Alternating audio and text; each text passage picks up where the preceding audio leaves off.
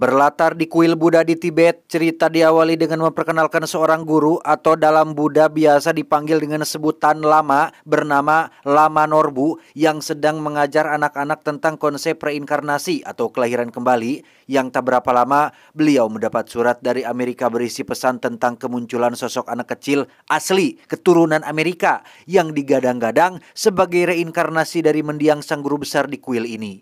Have they found him? Perhaps. Tak membuang waktu, Lama Norbu pun langsung berangkat di hari yang sama dan setelah pamit kepada para tetua, Lama Norbu sempat dicegat oleh seseorang yang berpenampilan seperti pengembara yang memberikan sebuah cawan yang katanya adalah cawan yang dulu biasa dipakai oleh sang guru besar. Singkat cerita, sampailah Lama Norbu di kota New York, Amerika Serikat dan akan diantar oleh seorang biarawan Tibet yang kebetulan sudah 10 tahun menjadi pengajar di Amerika. Si biarawan ini jugalah orang yang mengirim surat tentang kemunculan reinkarnasi sang guru besar bahwa semuanya berawal ketika ia mendapat mimpi pada sesaat 1 bulan setelah sang guru besar wafat. Dalam mimpi itu, si biarawan melihat sebuah bukit kecil di area komplek perumahan. Tiba-tiba saja dibangun rumah secepat kilat yang setelah dipalidasi dan dibuktikan kebenarannya, bukit dan rumah itu benar-benar ada dan persis sama seperti dalam mimpinya. I thought they had started to build a house 3 weeks ago. Rumah itu ternyata adalah rumah keluarga insinyur yang baru saja pindah dari kota lain, di mana si biarawan yang penasaran pun langsung menemui istri si insinyur yang bernama, kita panggil saja si ibu, yang ternyata adalah seorang guru sekolah dasar, sehingga tak sulit untuk si biarawan bisa berkenalan dengannya. Beautiful day. Yes, it is. Tanpa rasa canggung, si biarawan pun langsung menanyakan tentang kehidupan keluarga si ibu, dimulai dari suaminya yang berprofesi sebagai insinyur dan anak tunggal mereka yang masih berusia 9 tahun bernama Jesse, yang ketika ditanya kapan dan jam berapa Jesse lahir, hari dan jamnya sama persis dengan waktu kematian sang guru besar. Jesse!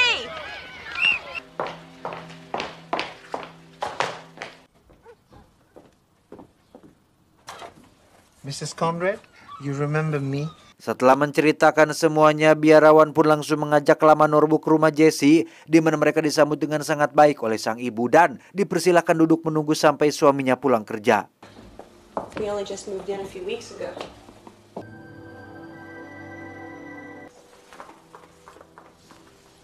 Dan inilah ayah Jesse atau kita panggil saja si ayah, seorang insinyur yang sempat terkejut melihat 2 orang berpenampilan tak biasa sedang duduk di ruang tamu rumahnya. Setelah dijelaskan siapa mereka, si ayah akhirnya mau mengerti dan duduk mendengarkan penjelasan mereka. We believe that everybody is reborn. Again, particular people who... That is why we are here. Setelah menjelaskan tentang konsep reinkarnasi atau kelahiran kembali, Lama Norbu pun dengan terang-terangan langsung mengatakan jika Jesse putra mereka berdua mungkin adalah reinkarnasi dari Lama Dorje alias sang guru besar mereka di kuil Tibet. Karena sesuai petunjuk dari mimpi dan waktu kelahirannya, Jesse memenuhi syarat sebagai reinkarnasi dari sang guru besar. We are looking for his reincarnation. Jesse, is that you? Come out. Come say hello. Sempat terkejut dan tak percaya, si ibu dan si ayah yang hidup di dunia modern dan tidak percaya dengan hal-hal bersifat tahayul pun menganggap itu hanya kisah dan dongeng saja. Tanpa memiliki pikiran negatif, si ibu langsung memperkenalkan Jesse putranya kepada mereka berdua. Come here. This is Jesse. Do you like my mask? In our country, we love masks. Malamnya ketika Lama Norbu sudah pulang tadi sore, si ibu yang penasaran pun masih membahas tentang konsep reinkarnasi dengan sang suami yang kelihatan sedang liar dan tak menanggapi topik obrolannya.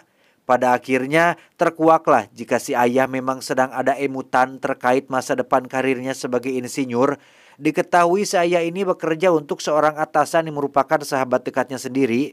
Namun informasi terakhir yang ia dengar, si sahabat sedang terlilit hutang akibat kecanduan main slot dan doyan karaokean yang mengakibatkan masalah finansial sehingga ada kemungkinan perusahaannya bangkrut. Yang berarti si ayah akan kehilangan pekerjaan, yang artinya keluarga mereka mungkin akan jatuh miskin seperti dulu awal-awal mereka berumah tangga.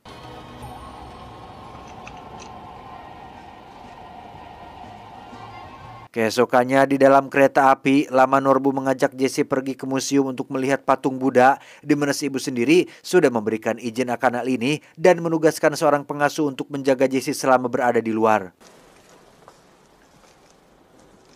He became a great horseman, a great archer. Pulang ke rumah setelah seharian di museum, Jesse yang masih anak kecil dan muda excited terhadap hal-hal baru pun terus menceritakan kisah Buddha, termasuk dirinya yang merupakan reinkarnasi dari sang guru besar. Awalnya si ayah pain-pain saja dengan kehadiran semua kisah ini, tapi lama-kelamaan ia mulai risih dengan cerita yang ia anggap tidak lebih dari hanya dongeng belaka tersebut. What kind of imagination he's got? He's gonna get confused. At least I don't believe in reincarnation. Keesokannya sesuai permintaan Jesse, si ibu mengantarnya ke biara yang menjadi tempat tinggal Lama Norbu di New York City ini. Karena harus mengajar, si ibu pun pamit pergi dan nanti Jesse akan dijemput oleh sang ayah sepulang bekerja.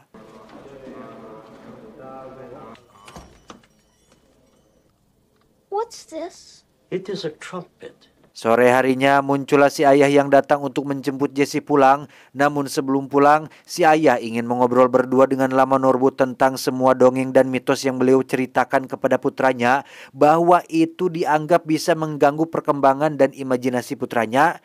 Takutnya, di mana si ayah juga ingin menegaskan jika dirinya sendiri pun sama sekali tidak percaya dengan konsep reinkarnasi seperti yang Lama Norbu ceritakan tempo hari. Why should you? In Tibet, we think of the mind and the body. Tak banyak omon, Lama Norbu langsung mengambil sebuah gelas berisi air teh lalu ia pecahkan. Ketika wadah air teh itu hancur, apakah air tehnya juga ikut hancur? Tentu tidak, Purgoso. Air teh tersebut tumpah dan berpindah ke tempat lain. Sama seperti manusia, jasad hanyalah wadah atau cangkang. Ketika jasad mati, bukan berarti jiwa atau ruhnya juga ikutan mati. Ia akan tetap utuh dan kekal dan hanya berpindah ke dimensi atau wadah lain, begitu ujarnya. It moves from one body to another, but it is still mind. Tak ingin si ayah seujon terhadap dirinya, Lama Norbu pun dengan cepat menjelaskan tentang tujuannya yang hanya ingin memastikan jika Jesse adalah reinkarnasi dari guru besarnya. Tak punya kepentingan pribadi, Lama Norbu hanya ingin mengajak Jesse pergi ke Tibet untuk melakukan ritual dan bertemu dengan para tetua demi memastikan ruh sang guru besar benar-benar ada di dalam tubuh Jesse. To take a child away from his family in this country we call kidnapping. Special delivery for Lama Norbu. Mendengar putranya akan dibawa ke tempat yang sangat jauh tentu membuat si ayah menjadi semakin keberatan. Ia dengan cepat mengajak putranya pergi dan melarang Lama Norbu untuk menemuinya lagi. Jesse, Say goodbye, Jesse. don't forget your book. Dalam perjalanan pulang, si ayah langsung mendapat teguran akibat kurang bisa menjaga akhlak di depan Lama Norbu ketika ia baru mendapat kabar tentang kematian atasannya yang bundir akibat masalah utang piutang, sehingga tamat sudahlah karir si ayah di perusahaan dan dipastikan ia akan jatuh miskin berikut rumah dinasnya yang sudah pasti akan disita. God. In San Francisco.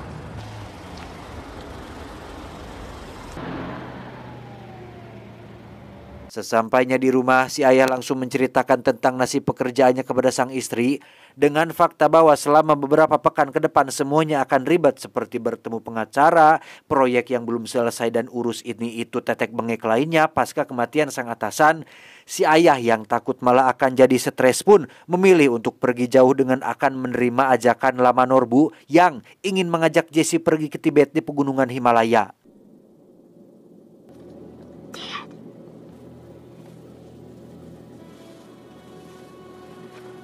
Tidak langsung pergi ke Tibet, mereka pergi dulu ke daerah Kathmandu di India untuk menemui calon kandidat lain yang juga diyakini sebagai reinkarnasi dari sang guru besar, di mana si bocah itu adalah bernama Raju, seorang bocah pengamen yang sangat pintar yang diberikan sebuah Game Boy sebagai bayaran atas penampilannya barusan.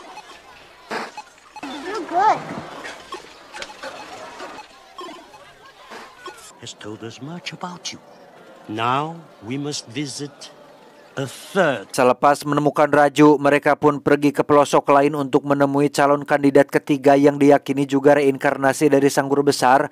Kali ini kandidatnya adalah seorang bocah perempuan yang tidak kalah cerdasnya dengan Raju dan Jessie. Bahkan tanpa diperkenalkan oleh para orang dewasa, ketiga barudak letik ini pun bermain bersama tanpa ada rasa canggung dan kaku sedikit pun. Of course.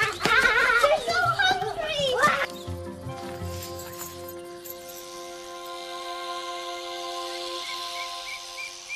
Singkat cerita, Jessie dan dua kandidat pun akhirnya sampai di kuil Tibet dan langsung disambut oleh semua murid yang ada di sana. Sementara ketiga kandidat sedang bermain bersama para murid, Lama Norbu pun langsung menemui seorang tetua untuk melakukan ritual demi menentukan siapa di antara ketiganya yang merupakan reinkarnasi dari sang guru besar.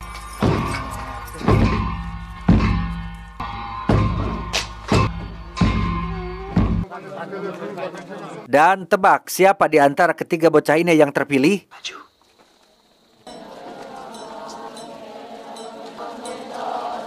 Tidak hanya kepada Raju saja, Lama Norbu pun menghampiri si bocah perempuan dan bersujud di bawah kakinya. Entah kepada siapa sebenarnya reinkarnasi sang guru besar nempel. Lama Norbu pun kemudian menghampiri Jessie dan juga bersujud kepadanya.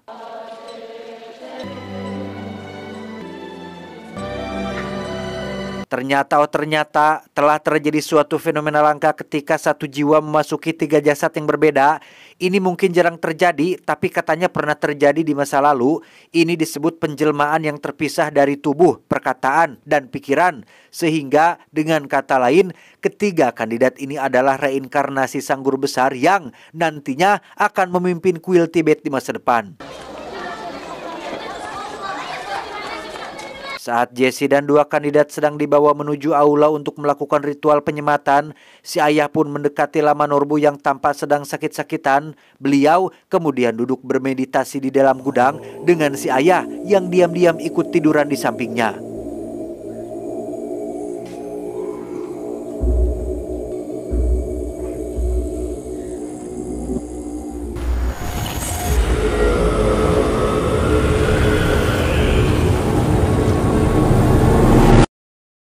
Saat si ayah sedang tidur itulah ia bermimpi tentang 2500 tahun yang lalu ketika seorang ratu dari sebuah kerajaan India kuno sedang hamil tua. Entah apa yang sedang terjadi kepadanya, ratu tiba-tiba ngidam ingin masuk ke dalam hutan sendirian yang dalam kondisi tak sadarkan diri. Si ratu pun mulai merasakan mules pertanda bayinya akan melahirkan dan luar biasanya satu pohon tiba-tiba saja membungkuk seolah memberikan bantuan untuk kelancaran persalinannya. Bent slowly down to protect her. Sang ratu melahirkan bayi laki-laki yang sangat sehat. Saking sehatnya, ia langsung tersenyum kepada ratu yang telah melahirkannya. Entah siapa sebenarnya sosok anak laki-laki ini. Keajaiban lain pun terjadi saat si bayi bisa langsung berjalan dengan kedua kakinya dan meninggalkan jejak berupa bunga teratai yang tumbuh di bekas kakinya dipijakan.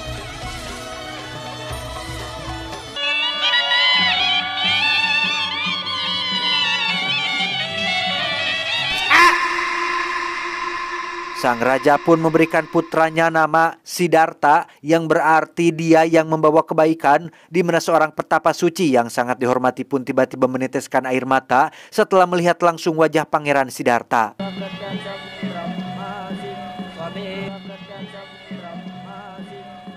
Tak ingin membuat ratu khawatir, si pertapa pun dengan cepat menjelaskan jika air matanya bukanlah air mata kesedihan, melainkan air mata haru dan kebahagiaan. Karena di usianya yang sekarang, si pertapa tidak akan hidup cukup lama untuk belajar dari ajaran yang akan dibawa oleh Pangeran Siddhartha nanti. We'll never knows that he will not live long enough to learn from the teachings of your son. Penasaran putranya akan jadi apa di masa depan, si raja pun bertanya, apakah anakku akan menjadi seorang raja terkenal? Si Pertapa pun menjawab, jika dia mau, anakmu bahkan bisa menjadi seorang penguasa dunia. Namun, terkadang keinginan manusia itu fana dan tidak sebaik apa yang diharapkan. The gods often betray the wishes of mortal men. Tak terima dengan pernyataan tersebut, raja yang ingin Siddhartha atau putranya menjadi sang pengganti raja nanti pun tetap kekeh dengan keinginannya dan tidak menghiraukan perkataannya. He will be a king! Will be a great king! 1 minggu kemudian, ratu terkena penyakit aneh mematikan yang membuatnya langsung meninggal dunia. Sehingga semenjak hari itu, raja berjanji tidak akan pernah membiarkan putranya keluar rumah, tidak akan pernah mengenalkannya dengan rasa sakit dan penderitaan, demi untuk menjaga mentalnya tetap sehat dan menjadi seorang raja sesuai keinginannya.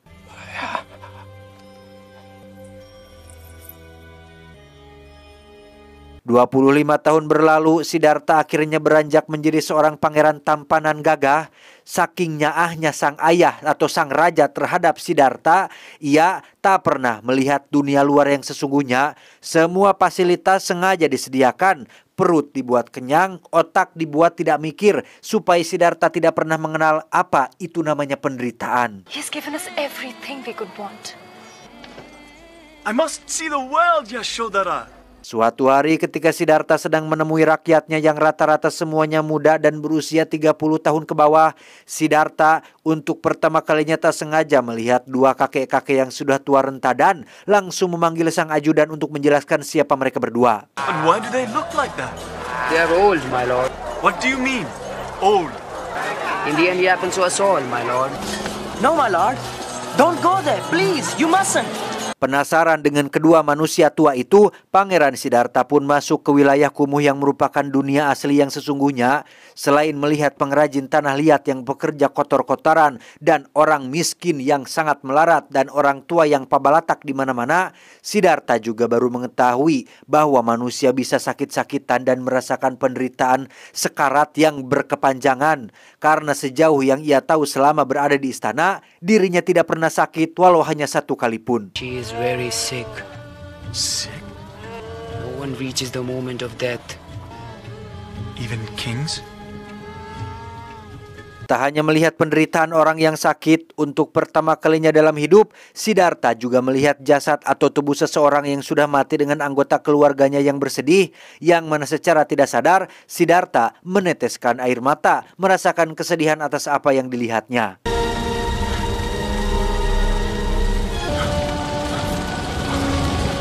Pada hari itu, Siddhartha belajar tentang penderitaan dan menemukan rasa belas kasih. Mereka adalah dia dan dia adalah mereka. Setelah mengetahui kenyataan yang sesungguhnya, Siddhartha langsung menemui ayahandanya untuk bertanya tentang kenapa selama ini ayah menyembunyikan keberadaan akan penderitaan, penyakit, kemiskinan, usia tua, dan kematian. Sang ayah pun menjawab, If I've lied to you, Siddhartha, it has been because I love you.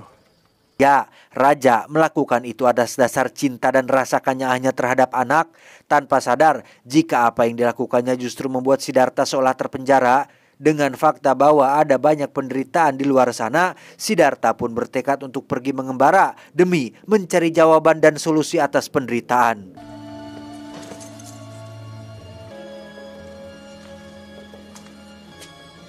Lock the gate.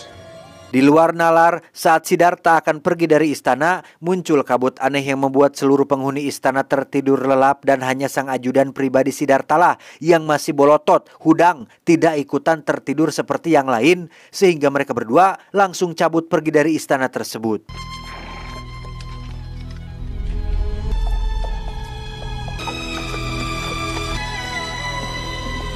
Tiba di sebuah hutan, Siddhartha tak sengaja melihat orang-orang atau kakek-kakek dari kelompok penganut asketis atau orang yang telah membuang segala kenyamanan hidup demi mencapai tujuan spiritual alias pencerahan, di mana Siddhartha langsung turun dari kudanya, memotong rambut panjang yang menjadi simbol kepangeranannya dan berpamitan kepada ajudan pribadi kesayangannya.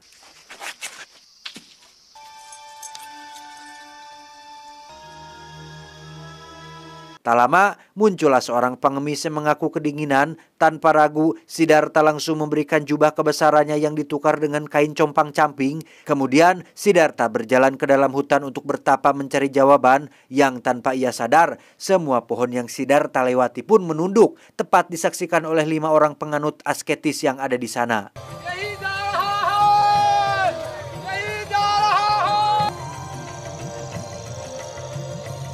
Alhasil, kelima orang ini pun mengikuti Siddhartha yang sedang bertapa sendirian hingga tak berapa lama terdengar suara guguluduk pertanda akan turun hujan dan tebak apa yang ada di balik semak-semak.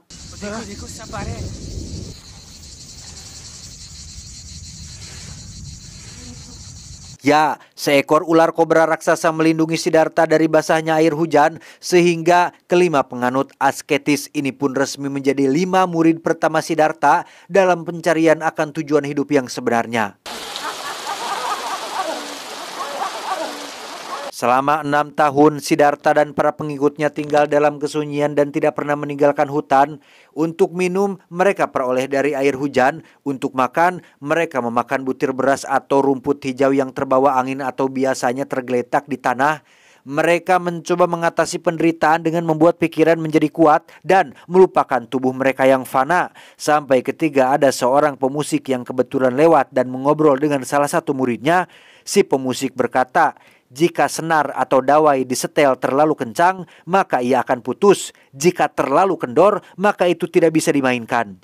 They were trying to master suffering by making their... Tiba-tiba, Siddhartha sadar bahwa kata-kata sederhana itu mengandung makna akan kebenaran yang sesungguhnya dan apa yang ia lakukan selama 6 tahun ini adalah jalan yang salah, sehingga dengan tertatih-tatih, Siddhartha yang kurus kerontang pun berjalan menuju ke sungai dan ancul ke dalamnya sembari menikmati air yang segar.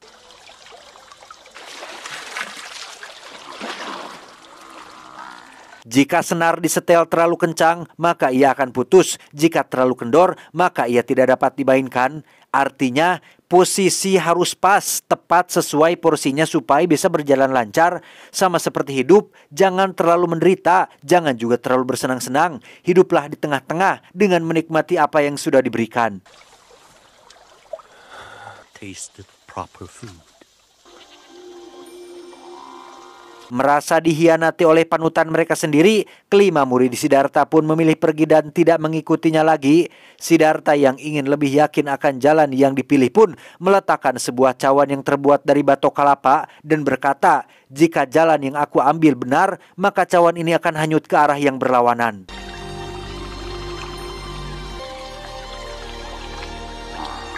Beberapa waktu berlalu setelah Siddhartha memutuskan hidup dengan jalan baru yang dipilihnya, ia pun melakukan meditasi terakhir untuk menundukkan hawa nafsunya. Di mana godaan datang silih berganti, dimulai dengan kemunculan beberapa biduan yang merayunya untuk minum, yang ternyata itu adalah sosok iblis bernama Mara yang berusaha untuk meruntuhkan iman Siddhartha.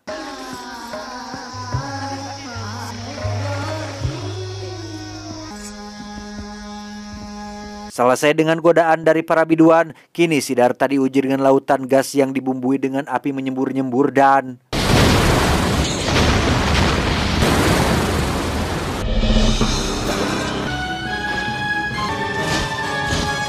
Ya, muncullah jutaan pemanah yang siap melepaskan anak panah mereka, di mana Siddhartha tetap diam dalam ketenangannya, dan inilah yang terjadi.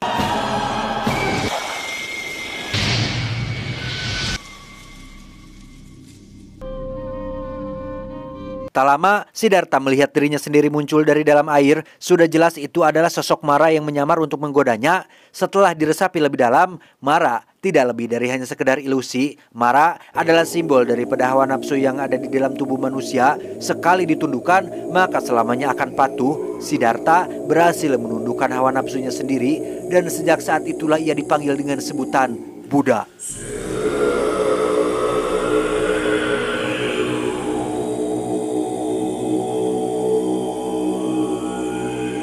Kembali ke masa sekarang, si ayah pun terbangun dari mimpinya tepat saat Lama Norbu wafat dalam meditasinya. Ketika para murid sedang mendoakan guru mereka, si ayah pun menceritakan tentang mimpi yang dialaminya barusan. Dan setelah dipalidasi, semuanya persis sama dengan kisah Buddha yang asli, sehingga si ayah cukup ngehulang tarik mendengar jawaban tersebut.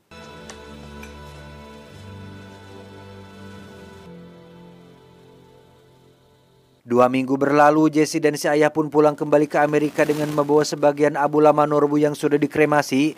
Sesuai prosedur, Jesse bersama ayah ibu pun naik kapal membuang abunya di tengah lautan. Dan keluarga mereka pun menjadi harmonis setelah si ayah berdamai dengan diri sendiri dan tidak pernah lagi ketertarikan dengan duniawi.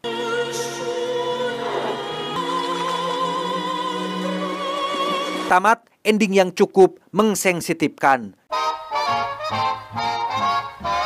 Nah, itulah cerita film Little Buddha dari tahun 1993 yang diperankan oleh sosok Keanu Reeves alias John Wick ketika masih cacingan. Nah, pesan yang bisa kita ambil dari film ini adalah nikmati hidup, nikmati apa yang sudah diberikan, jangan overthinking, jangan terlalu banyak pikiran, waktunya tidur, waktunya kerja juga kerja, baik waktunya makan ya lolodok, waktunya bantu orang ya bantu orang, santailah. Karena apa yang terkadang kamu bayangkan tidak seburuk dan semengerikan kenyataannya. Saya John mewakili para pengguna Pertalite mengucapkan terima kasih dan sampai jumpa di video selanjutnya. Adios. Tali kolor nanas madu.